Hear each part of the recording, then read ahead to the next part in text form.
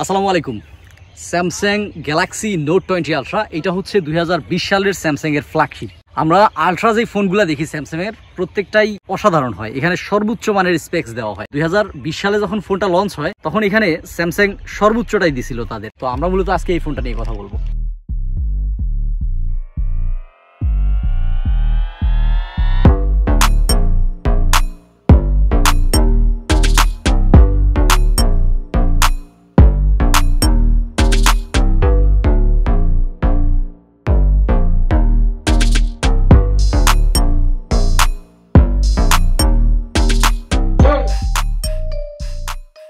2020 সালের ফোন এখন আপনি নেবেন কিনা এটা বুঝতে গেলে এই ফোনে কি কি আছে এটাও আপনার জানতে হবে। তো আমরা এই ফোনের প্রথমে বডি থেকে শুরু করতে পারি। এটা বডিতে ব্যবহার করছিল স্যামসাং স্টেইনলেস স্টিল। এটা ডিসপ্লে নিয়ে আমরা যদি কথা বলি, এই ডিসপ্লেটা হচ্ছে একটা 6.9 ইঞ্চির ডাইনামিক অ্যামোলেড 2x ডিসপ্লে। এটা 2x বলতে এখানে বোঝাচ্ছে যে 2K ডিসপ্লে। 2K মানে হায়ার রেজুলেশন।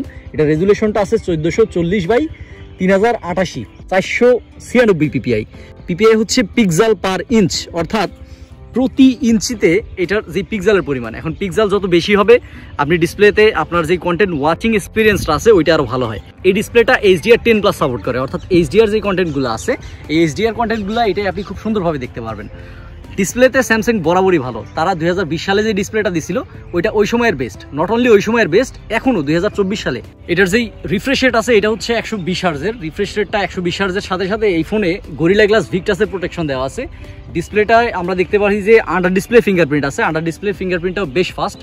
208 গ্রামের ফোনটা যখন আমি হাতে নিই আমার মনে হয় না যে এটা 208 গ্রামের ফোন, অর্থাৎ এটার যেই ওয়েট ডিস্ট্রিবিউশনটা আছে এটা চমৎকার করছে। আমার কাছে আইফোন 11 এর বেশি ভারী মনে হয়। এই ফোনের প্রসেসর নিয়ে কথা বলি, এখানে দুইটা ভেরিয়েন্ট ছিল। একটা হচ্ছে কোয়ালকম স্ন্যাপড্রাগন 865 এবং আরেকটা হচ্ছে এক্সিনোসের 990।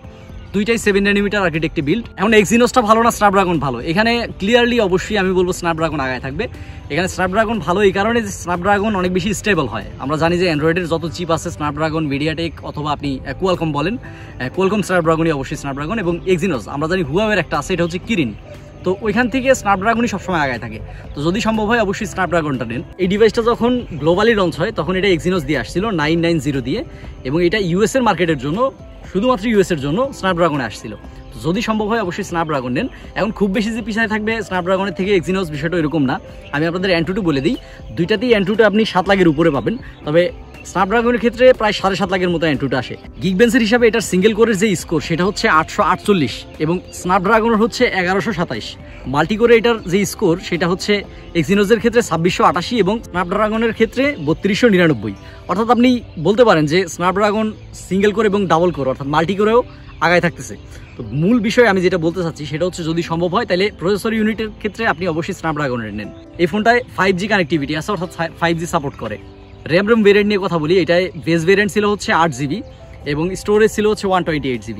এছাড়াও একটা হায়ার ভেরিয়েন্ট আছে সেটা হচ্ছে 12GB, 256GB এবং 512GB হাইস্ট, এবং স্টোরেজ টাইপ হচ্ছে 3.0।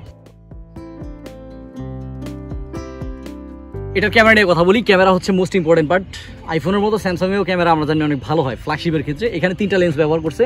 একটা হচ্ছে 108 মেগাপিক্সেলের একটা প্রাইমারি লেন্স, যেটা সর্বোচ্চ 50x জুম দিতে পারে। এটা ডিজিটাল জুম। এটার অ্যাপারচার হচ্ছে 1.8। অ্যাপারচারের বিষয়টা নিয়ে আমি যদি বলি, অ্যাপারচার যত কম হবে তত ভালো, মানে মেইন ক্যামেরার ক্ষেত্রে, কারণ এখানে আপনি ডিটেইলগুলো বেশি পাবেন। এরপরে 12 মেগাপিক্সেলের একটা টেলিফোটো আছে যেটা 5x অপটিক্যাল জুম করতে পারে। আরেকটা ক্যামেরা আছে 12 মেগাপিক্সেলের, এটা হচ্ছে আলট্রা ওয়াইড। আর সামনে যে ক্যামেরাটা ব্যবহার হয়েছে এটা হচ্ছে 10 মেগাপিক্সেলের।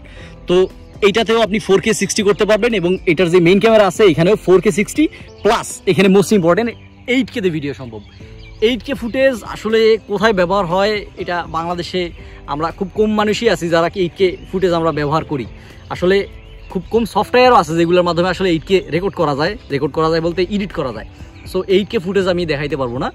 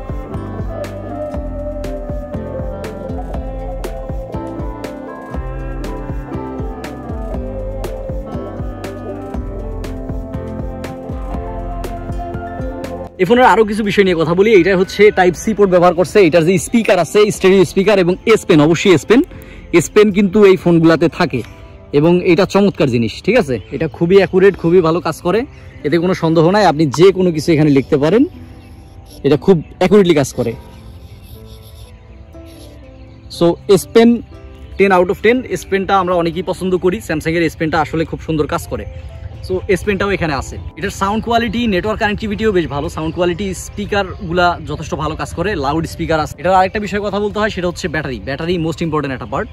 4500 mAh-এর ব্যাটারি ছিল এটাতে, 4500 mAh-এর ব্যাটারি এবং 25 ওয়াটের ফাস্ট চার্জিং সাপোর্ট করে। সমস্যাটা হচ্ছে যে চার্জিং স্পিডটা তো ঠিকঠাক আছে, 25 ওয়াট আমি মানলাম, কিন্তু 6.9 ইঞ্চির একটা ডিসপ্লে হওয়ার কারণে এখানে আসলে ব্যাকআপটা একটু কমে আসে। যদি আপনি হেভি ইউজ করেন তাহলে এটা আপনার দিনে 2 বার চার্জ করতে হবে।